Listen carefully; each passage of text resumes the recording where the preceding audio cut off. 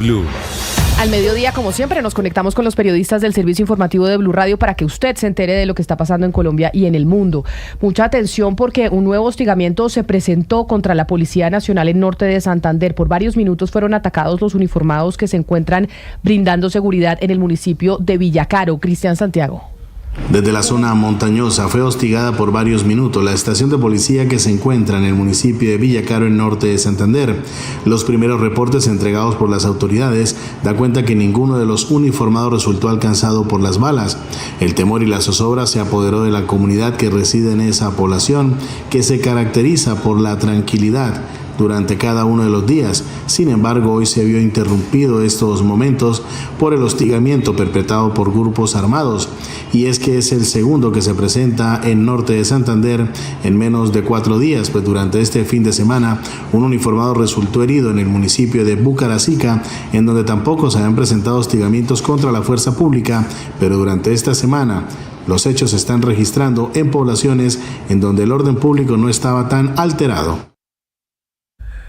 12 del día, 2 minutos, y también sigue muy complicada la situación de orden público en el departamento del Meta. En las últimas horas se confirmó una masacre en el municipio de Puerto Gaitán, donde 4 personas aparecieron muertas. En las últimas horas ya fue citado un consejo de seguridad.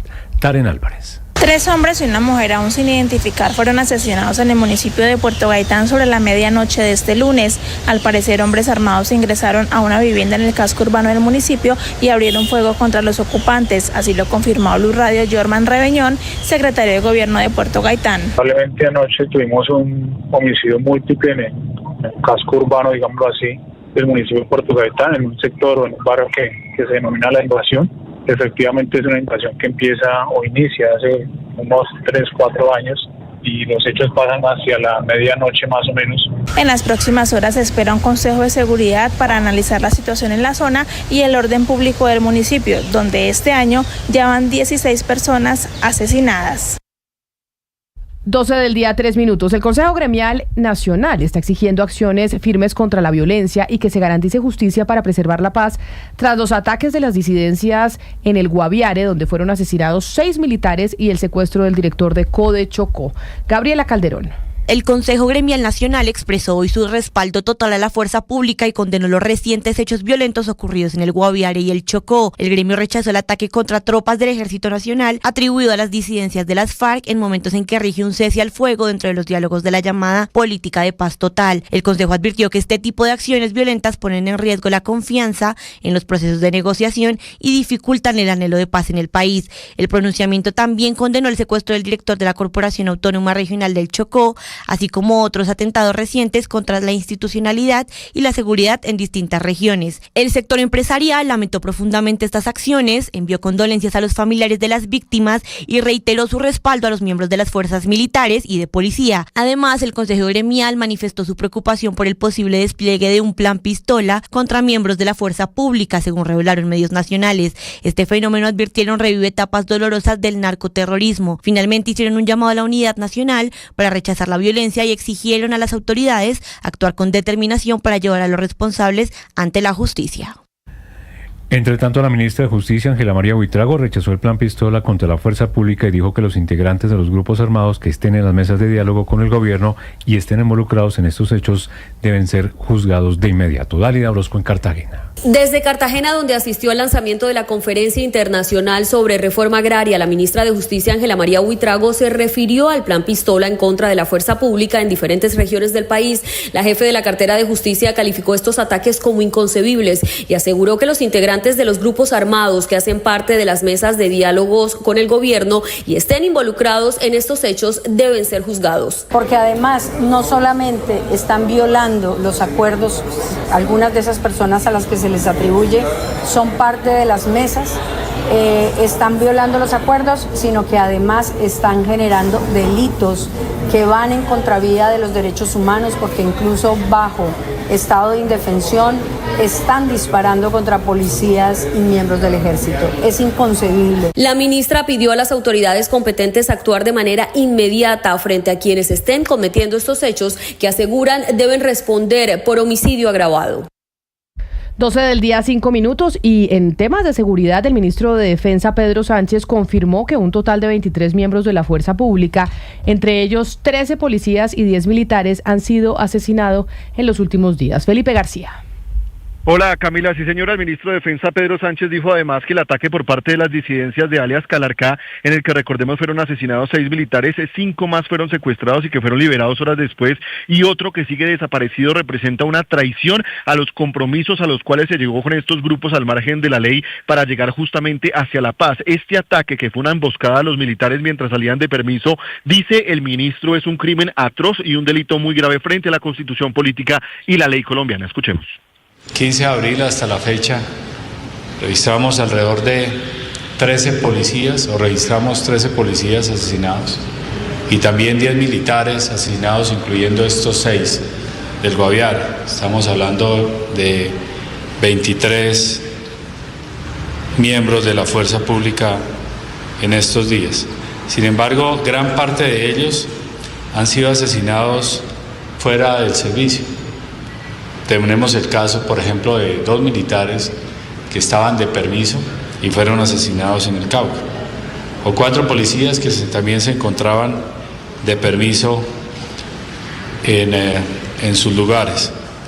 ¿Qué tan trágico es esto? Es trágico, y no es un momento tampoco para obligarnos.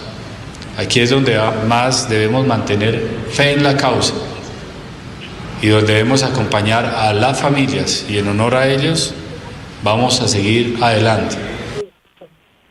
Por su parte, el general Hugo López, jefe de Estado Mayor Conjunto de las Fuerzas Militares, confirmó, Camila, que son 5 áreas de expansión en el país las que han tenido las disidencias de las FARC al mando de alias Calarcá.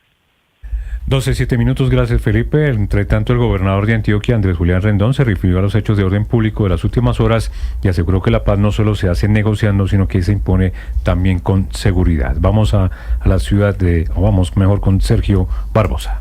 El gobernador de Antioquia, Andrés Julián Rendón, se refirió a los graves hechos de orden público de las últimas horas en medio de una audiencia pública en la Corte Constitucional. Lo que ha dicho es que el gobierno nacional ha contemporizado distintos grupos armados ilegales, lo que en la práctica significa un control y una arremetida violenta contra la población civil por parte de los grupos criminales. Pues arrodillar a la fuerza pública y a todos los colombianos ante el crimen, pensando en que así se consolida la paz, y la paz no se consolida negociando, la paz se impone con seguridad, con justicia y con oportunidades sociales. Pero ¿quién está contemporizando? ¿Quién es? ¿El gobierno? El gobierno, claro, el gobierno que busca tratamiento de angelitos para criminales de distinta pelambre, como si no estuvieran detrás de un solo propósito, que es el de enriquecerse. Otro de los gobernadores que hizo presencia en el alto tribunal fue el de Norte de Santander, William Villamizar, quien mostró su enérgico rechazo por los actos de violencia de las últimas horas. 12 del día, 8 minutos, y a través de un mensaje en su cuenta de X, el Partido Conservador le respondió al ministro del Interior, Armando Benedetti, quien en la misma red social aseguró que la bancada de esa colectividad respalda abiertamente la consulta popular propuesta por el gobierno del presidente Gustavo Petro. Lo de siempre, unos conservadores en redes sociales dicen que no apoyan al gobierno, pero muchos sí los están apoyando. Andrés Carmona. Y es que el malestar del Partido Conservador se dio luego de que el ministro citara en su cuenta de X un mensaje señalando que la consulta popular tenía el respaldo de la bancada de los conservadores en la Cámara de Representantes, convirtiendo esta consulta en un punto de encuentro para garantizar los derechos del pueblo. Señala el Partido Conservador también en la misma red social, abro comillas. Entendemos que existen tanto posturas de apoyo como adversas a la consulta, considerando que cada una aporta a la discusión que en democracia debe permanecer siempre abierta. Sin embargo, la responsabilidad de evaluar este tema recae exclusivamente en el Senado de la República y nuestra bancada en esta corporación lo analizará según sus criterios. Cierro comillas. Cabe recordar que hasta el momento no ha sido presentado ante el Senado la solicitud de convocatoria de la consulta, ya que el presidente Petro espera hacerlo durante las movilizaciones del 1 de mayo y solo se conocen las 12 preguntas que contendrá dicho mecanismo de participación. Una vez sea radicada la proposición, la plenaria del Senado tendrá 20 días, prorrogables por otros 10 para emitir concepto favorable o no para convocar a la ciudadanía a las urnas.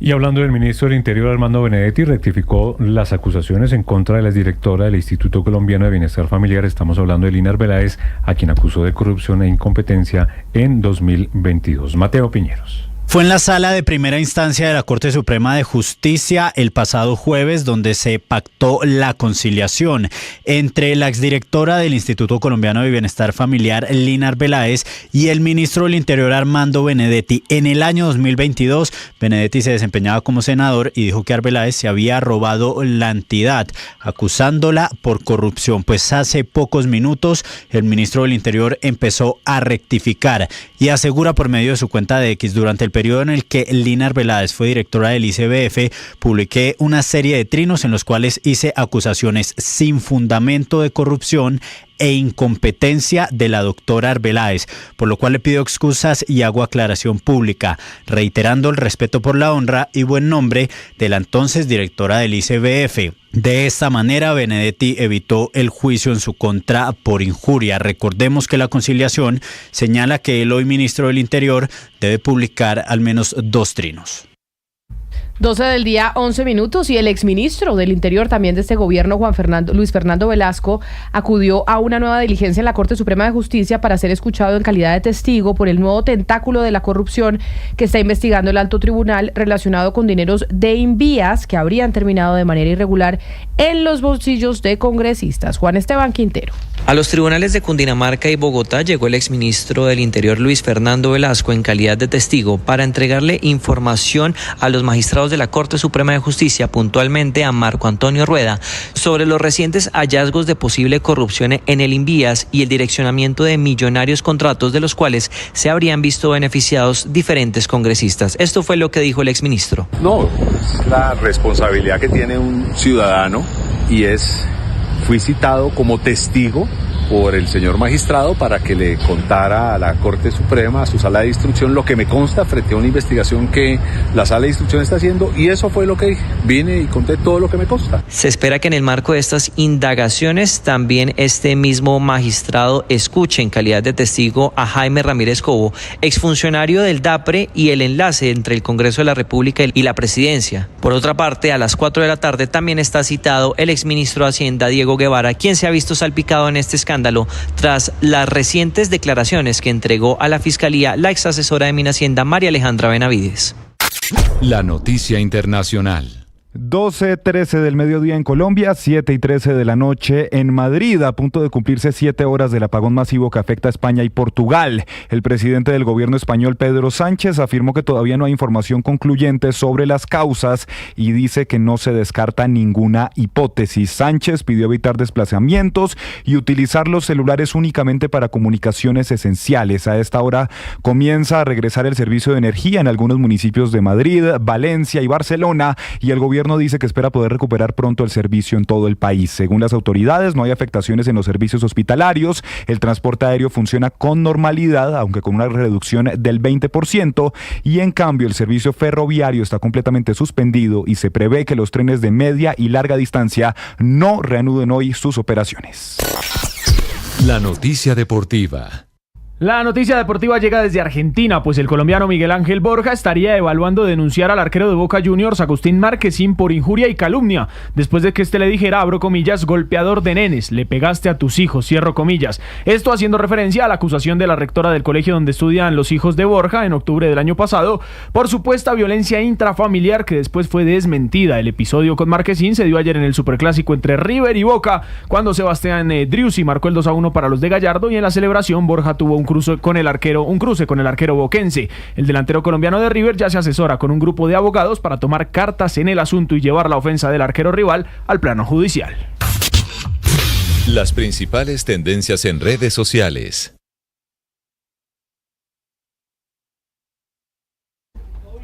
A esta hora es tendencia el concierto de Maluma, que se llevó a cabo la noche del sábado 26 de abril en el estadio Atanasio Girardot, donde deslumbró con un espectáculo histórico. En su show en el Festival Medellín en el Mapa, el artista sorprendió cantando sus clásicos junto a invitados de talla internacional como Marc Anthony, Grupo Frontera y Karim León. Además, la noche tuvo la participación de artistas nacionales como Piso 21, Pipe Peláez, Pipe Bueno, Fate, Lenny Tavares, Shakira y Justin Quiles. Con más de 40.000 asistentes, Maluma sigue demostrando por qué es uno de los artistas más destacados del país. Por ahora su gira continuará en Bogotá, donde sus fans esperan recibirlo en el Estadio El Campín este sábado 3 de mayo. Estas y más tendencias en blurradio.com.